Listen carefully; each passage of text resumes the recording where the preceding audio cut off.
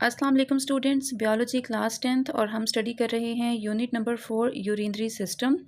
आज हम स्टडी करेंगे structure and function of nephron. Human की किडनीज़ में मिलियंस ऑफ नेफ्रॉन्स होती हैं और नेफ्रॉन ही वो जगह है जहाँ पे यूरिन बनता है और बॉडी से एक्सक्रीट होता है। तो नेफ्रॉन क्या है? Structural and functional unit of kidney. Nephron is the structural and functional unit of kidney.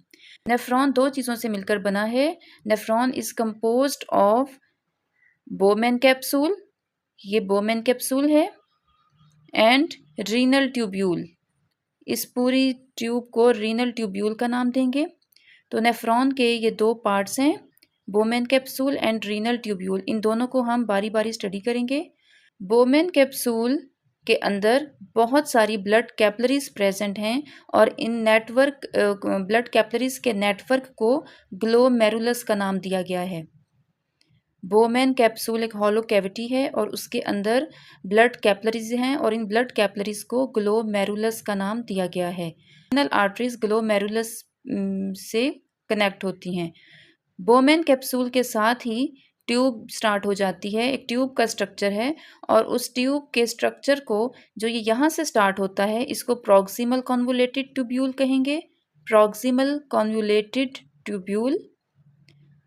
और प्रॉक्सिमल कॉन्वोलेटेड ट्यूब्यूल जब यूं नीचे की तरफ आएगी, डिसेंडिंग ऑर्डर में आएगी और यूं यू शेप बनाएगी, तो इस यू शेप को कहेंगे लूप ऑफ हेनल। इस यू शेप स्ट्रक्चर कहलाएगा लूप ऑफ हेनल। और जैसे ही ये ऊपर की तरफ जाएगी तो यहाँ पे इस ट्यूब का नाम है distal convoluted tubule. Distal convoluted tubule. तो रीनल ट्यूब्यूल 3 पार्ट्स में डिवाइड की गई है। प्रॉक्सिमल कॉन्वोलेटेड ट्यूब्यूल यहाँ तक है, उसके बाद loop of Henle U shape में है यहाँ तक, और उसके बाद नेक्स्ट पार्ट है इसका डिस्टल कॉन्वोलेटेड ट्यूब्यूल। इसके बाद यहाँ पर ये एक ट्यूब की सूरत में मर्ज हो जाती है और इस ट्यूब का नाम है कलेक्टिंग ट्यूब्यूल। ये है स्ट्रक्चर ऑफ नेफ्रॉन। और अब हम इसका फंक्शन पढ़ेंगे। ये यूरिन को, वेस्ट प्रोडक्ट को बॉडी से बाहर निकालता है, किडनी से बाहर निकालता है। सबसे पहले यूरिन लीवर से बनना स्टार्ट होता है और उसके बाद ब्लड में शामिल होकर किडनीज तक पहुंचता है और किडनीज से वो नेफ्रॉन में एंटर हो जाता है। ये रीनल आर्टरीज से ब्लड जब यहाँ ग्लोमेरुलस में पहुंचता है, ब्लड कैपिलरीज में पहुंचता है, तो सबसे पहले यहाँ पर एब्जॉर्प्शन का प्रोसेस होता है। सबसे पहले यहाँ पर फिल्ट्रेशन का प्रोसेस होता है जिसको कहते हैं ग्लोमेरुलस फिल्ट्रेशन। यहाँ पे ब्लड कैपिलरीज में जो ब्लड होता है उसमें जो वेस्ट मटेरियल, वेस्ट प्रोडक्ट होता है, वो फिल्टर होकर नेफ्रॉन में शामिल हो जाता है, ट्यूब्यूल में शामिल हो जाता है, ट्यूब्यूल में शामिल हो जाता है। प्रोटीन्स और ब्लड सेल्स साइज़ में बड़े होते हैं इसलिए वो फिल्टर नहीं होते, लेकिन जितना भी वेस्ट प्रोडक्ट है जो कि हमारी बॉडी को रिक्वायर्ड नहीं होता वो एब्जॉर्ब हो जाता है। इस जगह पर, इस स्टेज पर बहुत सारा पानी और सॉल्ट्स एब्जॉर्ब हो जाते हैं, फिल्टर होकर ट्यूब्यूल में शामिल हो जाते हैं।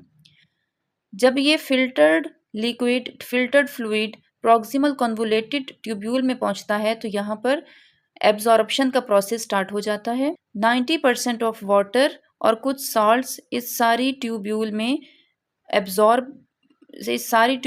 एब्जॉर्ब हो जाते हैं। जितना पानी या जितने सॉल्ट्स हमारी बॉडी को रिक्वायर्ड हैं वो वापस चले जाते हैं, लेकिन जो वेस्ट प्रोडक्ट है, जो एक्स्ट्रा वाटर और एक्स्ट्रा सॉल्ट्स हैं जो हमारी बॉडी को नहीं चाहिए, वो यहाँ पर एब्जॉर्ब हो जाते हैं।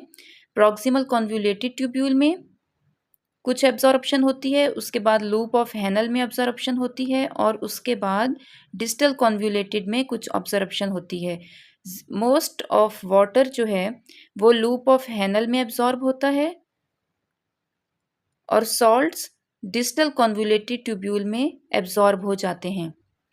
आखिरी वक्त तक हर वो न्यूट्रिएंट या हर वो इम्पॉर्टेंट मटेरियल हमारे ब्लड में वापस चला जाता है। ब्लड कैपिलरीज यहाँ तक हैं।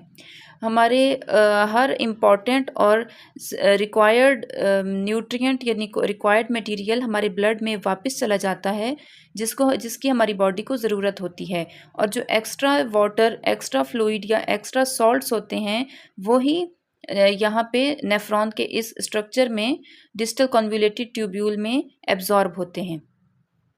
जब फ्लूइड यहाँ तक पहुँच जाता है तो उसके बाद नेक्स्ट सेक्रीशन का प्रोसेस स्टार्ट होता है। जितने भी एक्स्ट्रा पोटेशियम आइंस या हाइड्रोजन आइंस हैं वो ट्यूब्यूलर सेक्रीशन के ज़रिए इस कलेक्टिंग ट्यूब्यूल में सेक्रीट होते हैं, जमा होते हैं, और यहाँ से एक्सेसिव वाटर और सॉल्ट भी कलेक्टिंग ट्यूब्यूल में इकट्ठा हो जाता है, जमा हो जाता है, और उसके बाद यहाँ से होता हुआ ये यूरिनरी ब्लेडर में जमा हो जाता है और यूरिनरी ब्लेडर से यूरीथ्रा के थ्रू बॉडी से एक्सक्रीट हो जाता है। स्टूडेंट्स, ये है नेफ्रॉन का टोटल स्ट्रक्चर और फंक्शन। बहुत इजी है, स्टेप बाय स्टेप आप याद रखिएगा। बोमेन कैप्सूल फिल्ट्रेशन का फंक्शन करता है। बोमेन कैप्सूल का फंक्शन है कि वो फिल्टर करता है, जबकि रीनल ट्यूब्यूल में एब्जॉर्प्शन होती है। इस सारी रीनल ट्यूब्यूल में एब्जॉर्प्शन का प्रोसेस होता है। उसके बाद कलेक्टिंग ट्यूब्यूल में सक्रीशन होती है। एक्स्ट्रा पोटेशियम आइंस और हाइड्रोजन आइंस यहाँ पर सक्रीट होते हैं और यहाँ से सारा एक्स्ट्रा फ्लूइड्स, सॉल्ट्स और आइंस यूरिन की फॉर्म में यूरिनरी ब्लेडर में इकट्ठे हो जाते हैं और यूरीथ्रा के थ्रू बॉडी से बाहर निकल जाते हैं, एक्सक्रीट हो जाते हैं। पेज नंबर 51 में यहाँ पे देखिए, ये एक फ्लो चार्ट की सूरत में या एरोज लगाकर सिस्टम को, यूरिनरी सिस्टम को बहुत ईजी वे में बताया गया है। लिवर में यूरिन प्रिपेयर होता है, यूरिया प्रिपेयर होता है, फिर वो ब्लड में शामिल हो जाता है। ब्लड से वो ब्लड कैपिलरीज के थ्रू किडनीज में और फिर नेफ्रॉन में प्रेजेंट होता है। नेफ्रॉन के आगे फर्दर वो ग्लोमेरुलस यानी कि ब्लड कैपिलरीज के नेटवर्क में जाता है। वहाँ से बोमेन कैप्सूल से वो सारा जो फ्लूइड है वो फिल्टर होकर प्रॉक्सिमल कन्वोल्यूटेड ट्यूब्यूल में आता है। प्रॉक्सिमल कन्वोल्यूटेड ट्यूब्यूल से आगे लूप ऑफ हेनल में ट्रांसफ़र हो जाता है। यहाँ पे वाटर की एब्जॉर्प्शन होती है। उसके बाद डिस्टल कन्वोल्यूटेड ट्यूब्यूल में सॉल्ट्स की एब्जॉर्प्शन के बाद कलेक्टिंग डक्ट में इकट्ठा हो जाता है। कलेक्टिंग डक्ट से फर्दर आगे यूरीटर के थ्रू यूरिनरी ब्लेडर में जमा होता है और यूरिनरी ब्लेडर से यूरीथ्रा के थ्रू यूरिया बॉडी से बाहर निकल जाता है। आप अगर ये सारी तरतीब भी याद कर लें तो आपको यूरिनरी सिस्टम आपका प्रिपेयर हो जाएगा। तो स्टूडेंट्स, यूरिनरी सिस्टम को अच्छे से प्रिपेयर करने के लिए आपने स्ट्रक्चर ऑफ नेफ्रॉन और स्ट्रक्चर ऑफ किडनी की डायग्राम मस्ट प्रिपेयर करनी है एग्ज़ाम के लिए। बायो का पेपर, बायो का टेस्ट, बायो की असेसमेंट डायग्राम्स के बगैर इनकम्प्लीट है। डायग्राम्स आपने अच्छे से प्रिपेयर करनी है और उनकी लेबलिंग भी करनी है। स्टूडेंट्स, ये था हमारा आज का लेक्चर। उम्मीद है आपको वीडियो पसंद आई होगी। मेरे साथ रहिएगा। Thank you. अल्लाह हाफिज़।